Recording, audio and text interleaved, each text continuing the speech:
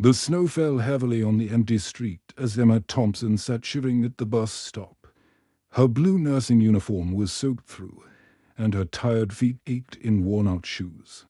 She had just finished a 16-hour shift at Manchester General Hospital, caring for patients who needed her gentle touch and kind words. Emma pulled her thin coat tighter round her shoulders. The winter wind cut through the fabric like ice. Her hands were so cold she could barely feel her fingers. The last bus had broken down 3 hours ago, and she had no money left for a taxi. Her purse was empty except for a few coins that jingled. Sadly, when she moved, she had spent her last £20 on medicine for her sick mother and groceries for her two young children waiting at home. Tommy was only 6 years old, and little Rose was just 4. They would be sleeping now. But Emma knew they had gone to bed hungry again.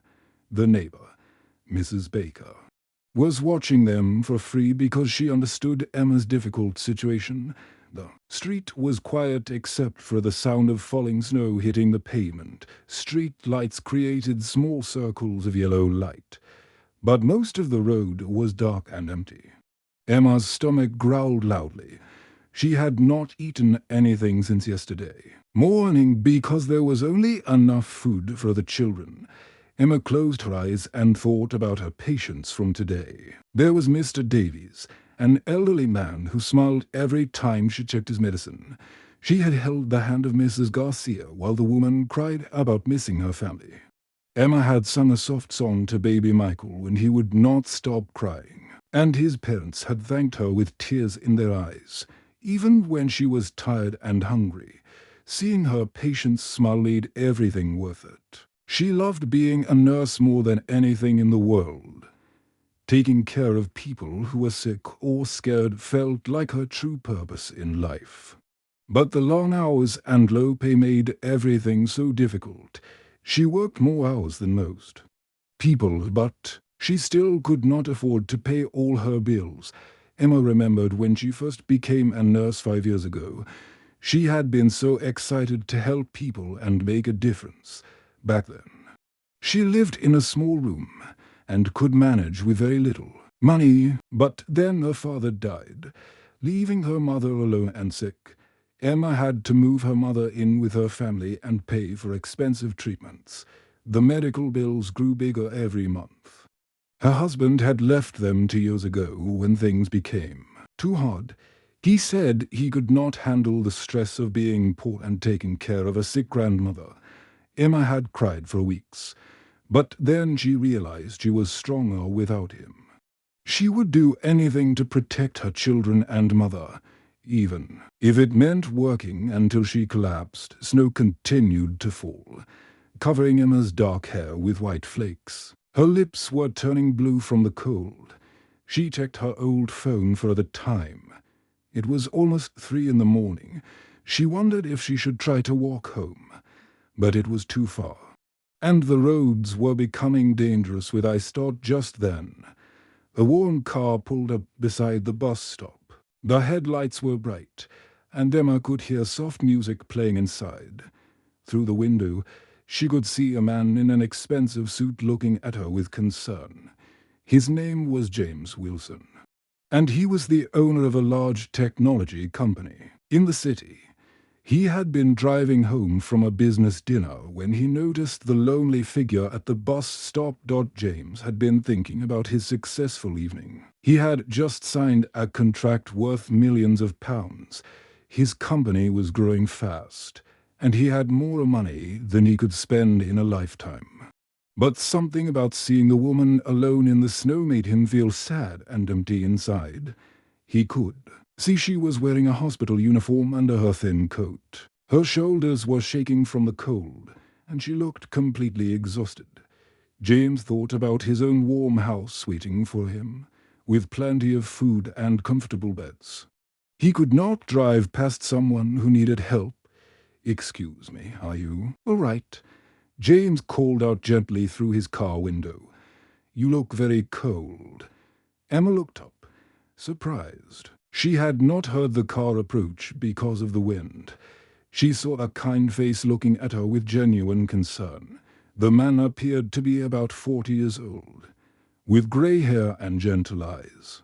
She had learned to be careful with strangers, especially late at night. But something about this man's voice seemed kind and genuine. Emma hesitated for a moment. She was desperate to get home to her children, but she had always been taught to be cautious. However, the cold was becoming unbearable, and she could see warmth and safety in the stranger's eyes. Sometimes, she thought, you have to trust that there are still good people in the world. Emma hesitated for a moment, her heart beating fast. She looked at the kind stranger's face through the car window. The snow was getting heavier, and her feet were so cold she could not feel them anymore. She thought about her two children, sleeping at home, waiting for their mother to return safely. The bus broke down. She said softly, her voice shaking from the cold, "I'm just trying to get home to my children." James could see the exhaustion in her eyes and noticed her hospital uniform under her thin coat. He also saw something else, the quiet strength of someone who never gave up, no matter how hard life became. Her uniform told him she was a healthcare worker, someone who spent her days caring for others. "Please, let me give you a ride," James said gently, unlocking his car door. "It's too cold to wait outside.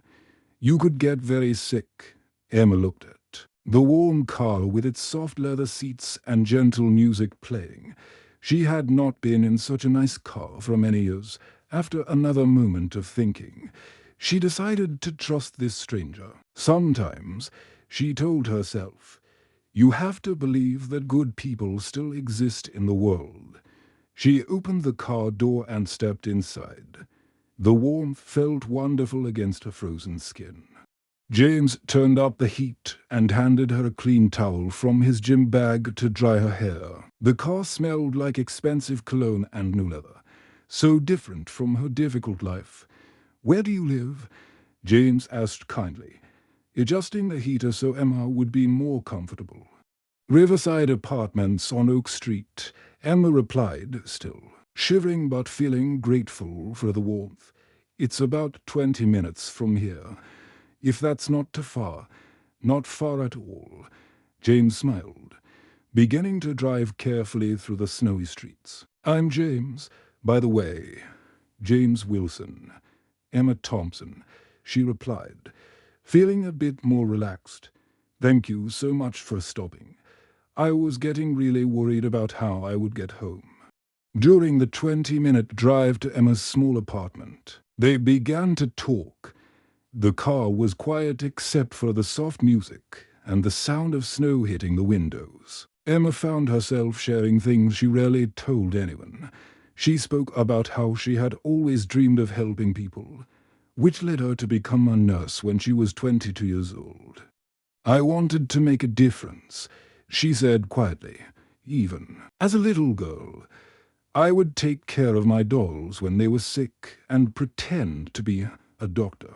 Emma told James about her mother's illness and how she worked extra shifts to pay for the expensive tray.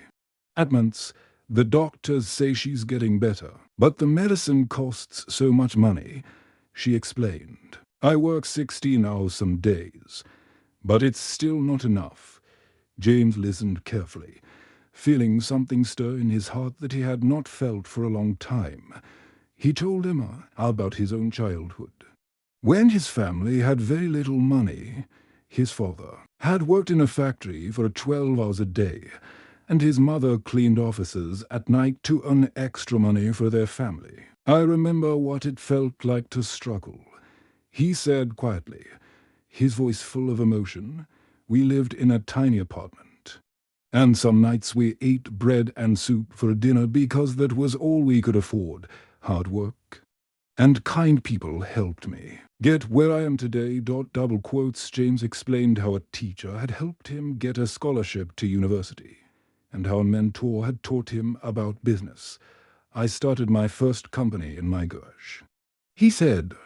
"I worked 20 hours a day for years, but I never forgot where I came from." Emma listened with interest. She had never met someone so successful who remembered what it was like to be poor. Most wealthy people she encountered at the hospital seemed to live in a different world. One where money was never a problem. "You're very lucky," Emma said softly. "Not everyone gets the chance to change their life like that." "It wasn't luck," James replied. "It was hard work and good people who believed in me. But you're right. I had opportunities that not everyone gets. That's why I try to help when I can." As they drove through the quiet streets, James felt something he had not experienced in years. Despite having millions of pounds, a big house, and a successful business, he realized he had been missing something important. He had been so focused on making money and growing his company that he had forgotten the simple joy of truly helping one who needed it. When they reached Emma's building, James looked at the old apartment complex. The paint was peeling, and some windows were broken. But he could see that Emma had tried to make it look nice with small flower boxes, even though they were covered with snow now. "Thank you for the ride," Emma said, stepping out into the cold night. "You saved me tonight. I don't know what I would have done without your help." As James watched her walk to her door, her thin coat pulled tight against the wind, he knew this meeting would change both of their lives forever. He sat in his warm car for a few minutes, thinking about Emma's story and remembering his own difficult childhood. James could not stop thinking about Emma. The next morning, he sat in his large office looking out at the city, but his mind kept returning to the tired nurse he had met at the bus stop. He remembered her worn-out shoes, her thin coat, and most of all, her kind eyes despite all her struggles. He quietly began to learn more about the working conditions at Manchester General Hospital. James called some friends who worked in healthcare and asked them about nurse salaries and working hours. What he discovered shocked him. Many nurses and doctors faced the same problems Emma did: long hours, low pay, and no support for their families. James learned that some nurses worked 3 jobs just to pay rent. Others had to choose between buying food for their children or paying for their own medicine. Many dedicated healthcare workers were leaving their jobs because they could not survive on such low wages. The people who cared for sick patients were struggling to take care of themselves.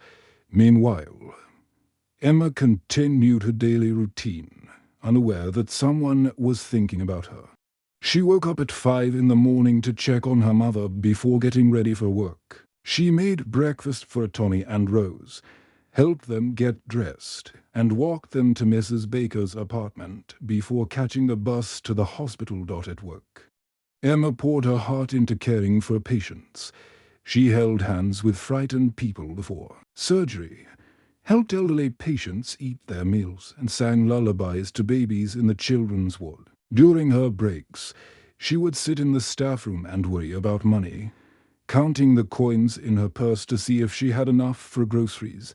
She worked her shifts, cared for her mother when she came home, and tucked her children into bed each night with stories and gentle kisses. Tommy often asked why Mommy looked so tired, and Emma would smile and tell him she was just thinking about how lucky she was to have such wonderful children.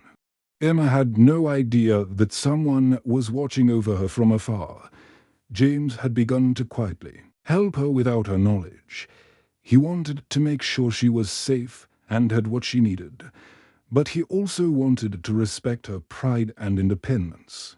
Strange things began to happen that Emma could not explain. One Tuesday morning, Emma's mother received a letter saying her medical bills had been paid by an anonymous donor. Emma's mother, Margaret, called Emma at work crying with joy and confusion. "Emma, dear, someone paid for all my treatments," Margaret said through tears. "The letter says it was from someone who wanted to help, but there's no name. Do you know who might have done this?" Emma was shocked. The medical bills had been over £3,000. Who could have paid such a large amount? She asked everyone she knew, but no one had any answers. The hospital billing office said they were not allowed to give information about the anonymous donor. A few days later, groceries appeared at Emma's door with a note saying they were from a grateful patient. The bags were full of healthy food, fresh fruits, and special treats for the children. Tommy and Rose were excited about the chocolate biscuits and fresh apples, but Emma was puzzled about who had sent them. When Emma tried to find out who was helping her, no one had answers. She asked her supervisor at the hospital if any patients had mentioned wanting to send groceries, but no one knew anything. The delivery man said he had been paid in cash by someone who wanted to remain anonymous. Emma felt grateful but also worried. She was not used to receiving help, and she wondered if she should accept gifts from strangers. However, seeing her children eating healthy food and knowing her mother's treatments were paid for brought her a peace she had not felt in years. 3 weeks after their first meeting, James decided to visit the hospital. He told himself he just wanted to see how Emma was doing, but deep down he knew he was developing feelings of care and friendship for this remarkable woman.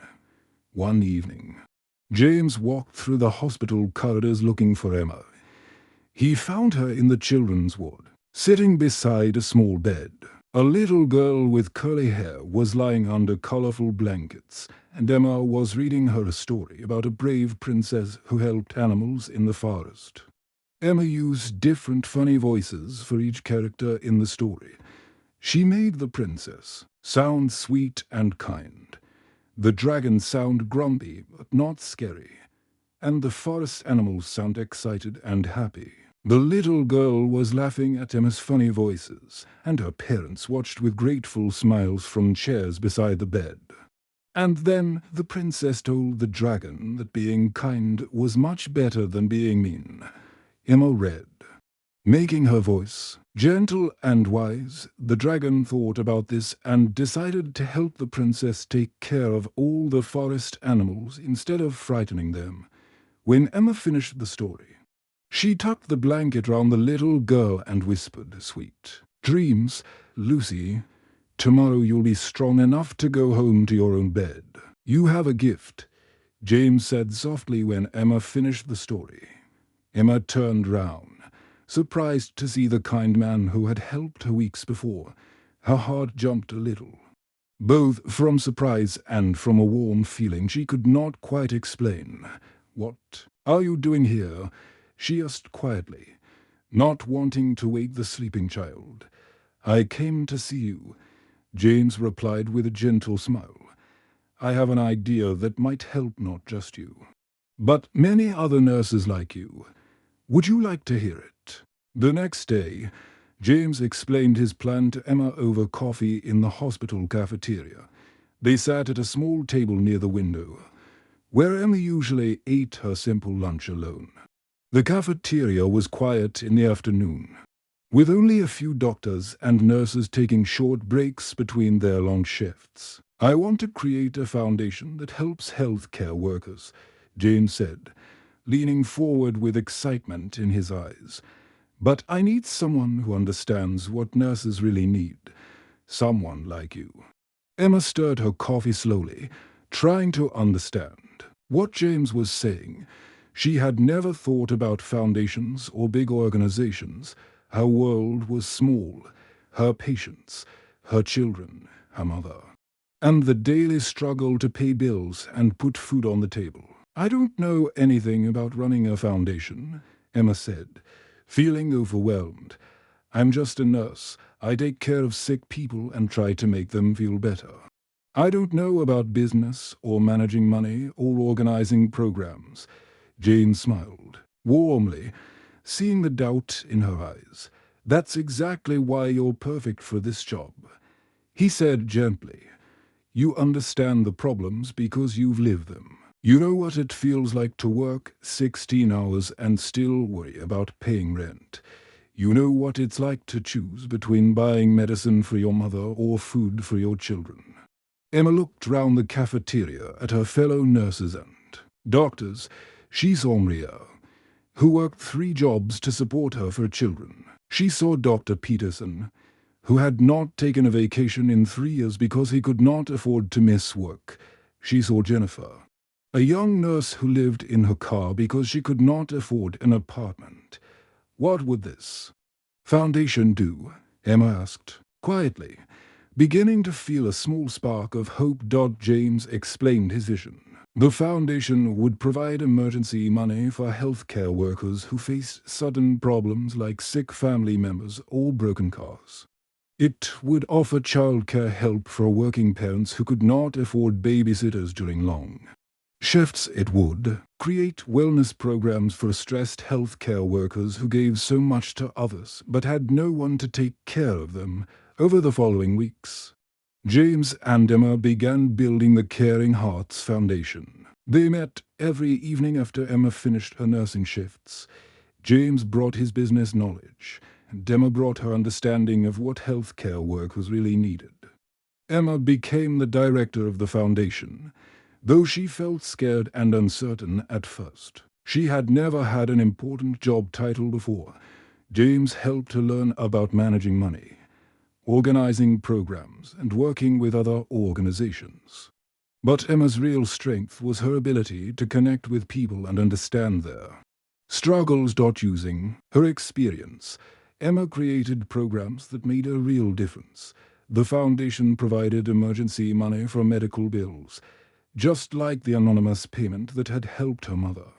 It offered childcare help for working parents, so nurses and doctors could focus on their jobs without worrying about their children. It created wellness support for stressed healthcare workers, including counseling and relaxation programs. Emma also suggested something James had not thought of: a program to provide healthy meals for healthcare workers during long shifts. She remembered all the times she had worked 16 hours with only a small sandwich or a cup of soup. The foundation began delivering nutritious meals to hospitals during night shifts and busy times. The foundation grew quickly. Word spread from Manchester General Hospital to other hospitals in the city. Nurses and doctors heard about the programs and wanted to join. Other hospitals contacted Emma, asking how they could start similar programs in their areas. Emma found herself speaking at conferences and meetings, sharing her story and inspiring others. She talked about the night she sat freezing at the bus stop and how one act of kindness had changed her life. She spoke about the importance of taking care of the people who take care of others. At first, Emma felt nervous speaking in front of large groups. She had never imagined that her difficult experiences would become the foundation for helping thousands of people. But as she saw the faces of other healthcare workers in the audience, she realized they understood her story because they had lived similar struggles. James and Emma became close friends. They worked side by side, united by their shared mission to make life better for those who dedicated their lives to caring for others. James admired Emma's compassion and determination, while Emma appreciated James's kindness and business skills. Emma's confidence grew as she realized she had talents she never knew existed. She was good at organizing people, solving problems, and making others feel heard and understood. She discovered she was a natural leader who could inspire others to work together for a common goal. Her mother's health improved, both because of the medical treatments and because she was no longer stressed about money. Margaret was proud of her daughter's important work and often helped by watching Tommy and Rose when Emma traveled to speak at conferences. Emma's children were proud of their mother's important work too. Tommy, now 7, would tell his friends that his mom helped nurses and doctors. Rose, now 5, would draw pictures of her mother standing in front of big groups of people, helping them feel better. Emma still worked as a nurse 3 days a week because she loved caring for patients. But now she also had a platform to create real change in the healthcare system. She had found a way to help not just individual patients, but entire families of healthcare workers who struggle like she once had. 2 years later, Emma stood on a stage in London, receiving the National Healthcare Hero Award. The large auditorium was filled with nurses, doctors, and healthcare workers whose lives had been changed by the Caring Hearts Foundation. Bright lights shone down on Emma as she held the beautiful crystal award in her hands, feeling amazed that her journey had led to this moment. Emma wore a simple but elegant blue dress that James had helped her choose for the special occasion. Her hair was styled nicely, and she looked confident and proud. But inside, she still felt like the same person who had once sat shivering at a bus stop, wondering how she would get home to her children. The audience clapped loudly as Emma approached the microphone. She looked out at the sea of faces. People who worked in hospitals, care homes, and medical centers across the country. These were the real heroes, she thought. The ones who worked long hours and made sacrifices every day to help others feel better. This award belongs to all of you, Emma said, her voice strong and clear.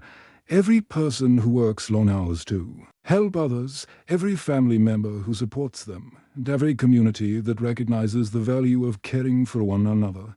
The audience stood up and clapped even louder. Emma saw tears in the eyes of many people in the crowd. She knew that each person had their own story of struggle and hope, just like she had experienced. In the front row, Emma's mother Margaret sat with her grandchildren, healthy and smiling. Margaret looked so different from 2 years ago, when she had been weak and sick. Now she was strong and proud, wearing a pretty dress and watching her daughter receive one of the most important awards in healthcare. Tommy, now 8 years old, sat up straight in his chair wearing his best suit. He understood that his mother was helping many people, just like she had always helped him, and his sister, Rose, now 6, held her grandmother's hand and waved excitedly at her mother on the stage. James watched from the side of the stage, proud of his friend's journey from a freezing bus stop to a national platform for change. He remembered that snowy night when he had first seen Emma sitting alone, tired and cold. He had no idea then that stopping to help one person would create something so beautiful and important. Emma continued her speech, sharing stories about the healthcare workers the foundation had helped. She talked about Maria, who was able to spend more time with her children because of the child care program. She mentioned Dr. Peterson, who finally took a vacation with his family after receiving support from the foundation. She spoke about Jennifer, who now had a safe place to live and could focus on caring for her patients. The foundation had helped over 10,000 healthcare workers and their families in just 2 years. They had provided emergency money for medical bills, child care support, healthy meals during long shifts, and counseling for stressed workers. More importantly, it had started a movement that spread across the country, inspiring businesses and communities to better support their local healthcare heroes. Other cities had started their own versions of the Caring Hearts Foundation. Companies began offering better benefits to healthcare workers. Communities organized fundraisers and support groups. The idea of caring for other people who care for others had become a national conversation. After the ceremony, Emma walked round the reception hall, talking to people and listening to their stories. She met doctors who had been helped by the foundation, nurses who had started similar programs in their hospitals, and business leaders who wanted to support healthcare workers in their communities. Near the end of the evening, Emma met a young nurse named Lucy who was struggling with many of the same problems Emma had faced years before. Lucy looked tired and worried, wearing an old uniform and shoes that needed to be replaced. She had come to the ceremony hoping to learn about the foundation because she had heard it might help people like her. I work 2 jobs, but I still can't afford to pay my rent and buy food." Lucy said quietly to Emma, "My little boy needs no clothes for school, but I don't have any extra money. I love being a nurse, but I don't know how much longer I can keep going like this." As Emma listened to Lucy's story, she remembered that cold night at the bus stop and how one act of kindness had changed everything. She saw herself in Lucy's tired eyes and remembered the fear and worry she had felt when she did not know how she would take care of her family. "Let me help you," Emma said, putting her arm round Lucy's shoulders. "That's what we're here for. You don't have to struggle alone anymore." Emma gave Lucy her business card and promised to call her the next day. She would make sure Lucy received help with her rent, food for her family, and support to continue. Working as a nurse, Lucy began to cry with relief, feeling hope for the first time in months. As Emma looked round the room filled with people helping each other, she realized that kindness creates waves that spread far beyond what we can imagine. One cold night, 2 strangers had met at a bus stop, and their connection had grown into something beautiful that touched thousands of lives. Emma thought about all the other people who might be sitting alone somewhere tonight, feeling scared and hopeless.